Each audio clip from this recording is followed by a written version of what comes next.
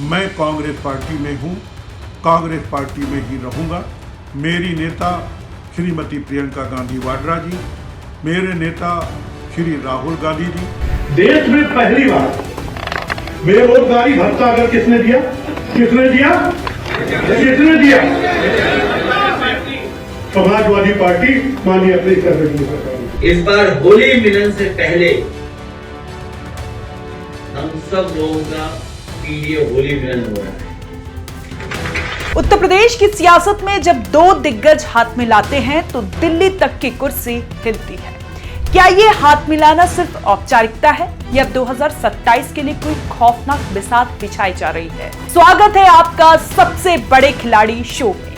आज बात उस चेहरे की जो कभी मायावती का दाया हाथ हुआ करता था, जिसने दशकों तक बसपा के हाथी को मुस्लिम वोटों की संजीवनी दी।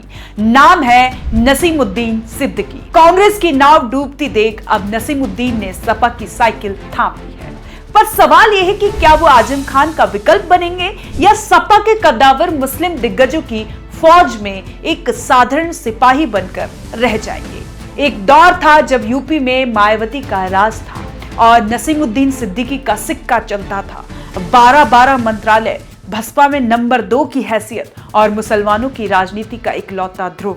काशीराम के साथ सियासी पारी शुरू करने वाले नसीमुद्दीन ने 35 साल बसपा को सींचा, लेकिन 2017 के बाद वक्त बदला, रिश्ते बिगड़े और सिद्दीकी साहब बेघर हो गए। कांग्रेस में गए तो वहां भी वो जादू नहीं चला। अब 8 साल बाद अखिलेश के दरबार में हाजिरी लगाई है, लेकिन याद रहे ये सपा है। यहाँ पहले से ही मुस्लिम शेरों की पूरी फौज तैनात है। सबसे बड़ा सवाल, क्या नसीमुद्दीन सिद्दीकी आजम खान की जगह ले पाएंगे?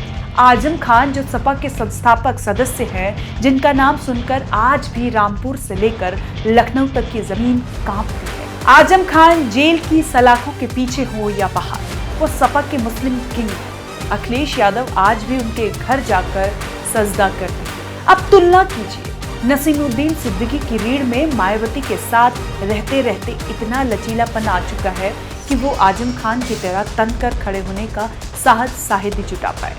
आजम खान एक विद्रोही नेता है, जबकि नसीमुद्दीन सिद्दीकी एक सिपा सालार। क्या ये सिपाही कभी सेनापति की जगह ले सकता है? बाकी बाद में नकल करते रहो। इसके बाद छात्र छात्राओं को लैपटॉप और टैबलेट पहली बार किसने दिया? माननीय अध्यक्ष जी की सरकार ने। इसके बाद सरकारी नौकरियां किसने दी? आज एक नौकरी लगवा लो, एक। महंगाई बढ़ेगी, सब कुछ बढ़ेगी, बेरोजगारी बढ़ेगी, कारोबार नहीं मिलेगा, और जो हो भी रहा है बुलडोजर करेगा। इसलिए बहुत लंबी बात है। इसके बाद प्रदेश में बड़े पैमाने पर विकास हुआ, जिसकी दो एक मानगी पेश कर रहा हूं। लंबा हो जाएगा, गोमती तट का रिवर फ्रंट आप सब देख रहे हैं, और एक जो बेमिसाल काम हुआ। अध्यक्ष जी, मैं नहीं कहता हूं, आपके विरोधी हमारे विरोधी भी कहते हैं।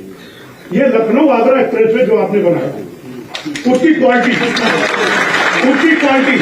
आज भी आपकी नकल हो रही है। सपा की साइकिल पर पहले से ही दिग्गजों का वजन ज्यादा है। पूर्वांचल में अफजल अंसारी का खौफ है, पश्चिमी यूपी में महबूब अली है और नवाब इकबाल जैसे चेहरों का कब्जा है। जियाउर रहमान और कमल अख्तर जैसे युवा तुर्क मैदान में हैं।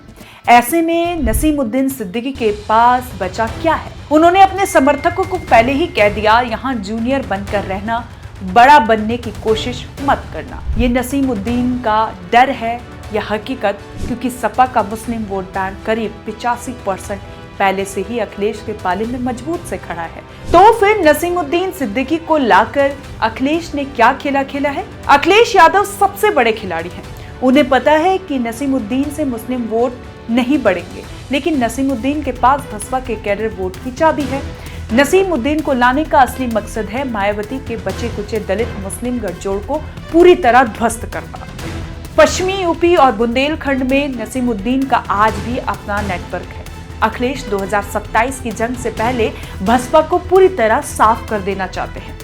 नसीमुद्दीन उनके लिए वो मोहरा है जो बसपा के घर में आग लगाने का काम करेंगे।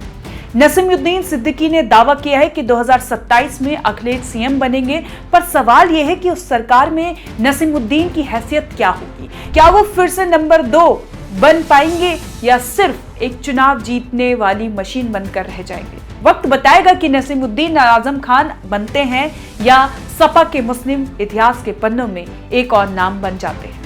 आप क्या सोचते हैं, क्या नसीमुद्दीन सपा में अपनी जगह बना पाएंगे? कमेंट करके बताएं। राजनीति की हर चाल, हर दांव और हर सबसे बड़ा खिलाड़ी की खबर के लिए देखते रहें ओएनजी न्यूज। धन्यवाद।